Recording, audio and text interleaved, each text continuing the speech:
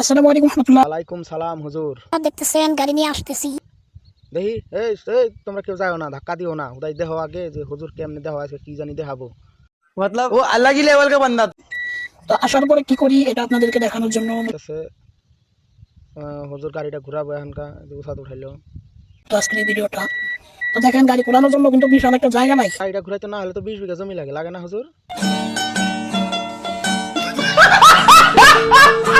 কারণ গাড়ি তো R15 আর গাড়িতে কিন্তু পর্যাপ্ত ইকো আছে। ওই ইকু হুজুরের পুটকি ঢুকায়া আর 15 মনে করো যে ঘুরায় রাউন্ড দেয়। কারণ ইকো ছাড়া তো এত উপরে ওঠা সম্ভব না। डिप्रेशन डिप्रेशन এই দেখেন এখন ব্যাগে যাইতেছি।